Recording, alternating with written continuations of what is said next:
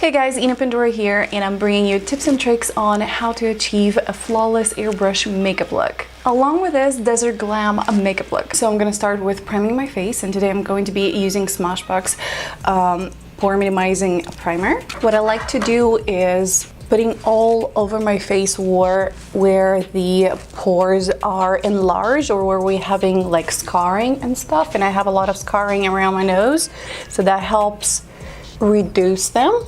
Plus, blendSMART made it really easy to blend instead of just blending it all with your hand or your regular brush. blendSMART head, because of rotating power, does everything for you. It's quick and you are already starting with a flawless face. Next step is the foundation, and I love starting it first with the neck. What I like to do is just dab my brush into the foundation, turn it on, and go for it.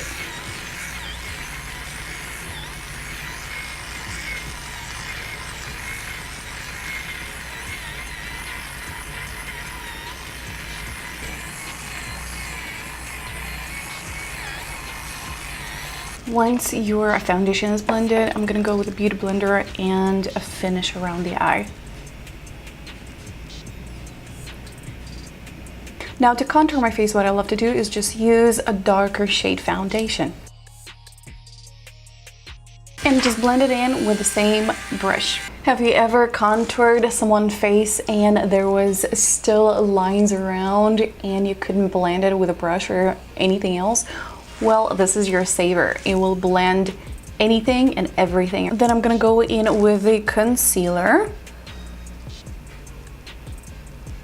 What I like to do first is setting the eye area, because that's the first area that's gonna crease. I'm just gonna apply.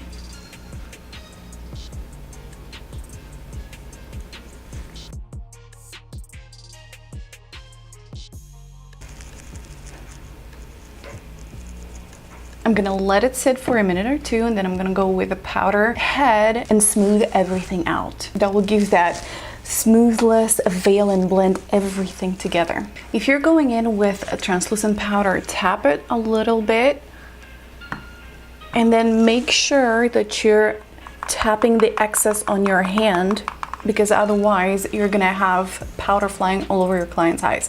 So once you've done that, what I like to do is tap it a little bit and then go in with it.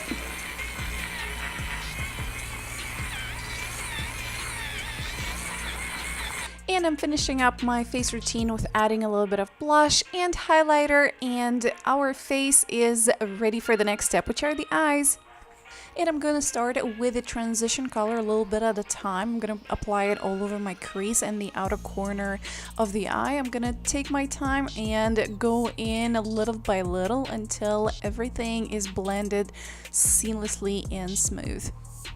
Then with the black color, I'm going to concentrate on the outer corner of the eye, and then whatever's left on my brush, I'm gonna go and drag it in the inner corner on the crease. And repeat the process until you're happy. Then with a flat synthetic brush and a very thick concealer or very thick consistency primer, I love cutting the crease. I'm starting from the inner corner and slowly dragging it in the outer corner.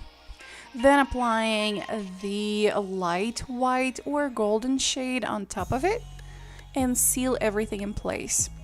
To make the transition in the outer corner even more smooth, I am coming back with a flat brush and the transition color and blend the white, gold color and the black together. Then I'm adding a little more black in the outer corner to intensify the outer corner even more, to add that drama. Then adding the highlighter on the brow bone to open the eye even more.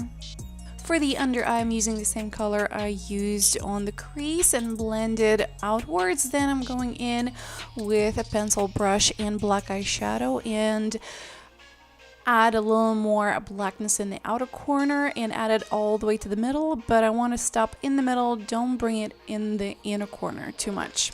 For the eyeliner, I'm going to use a liquid liner because I think their blacks normally are even more intense, so I am making the eyeliner the way I do it usually, and then I'm adding glue on top of it, but I still want the black to be seen, and then top it off with the gold glitter.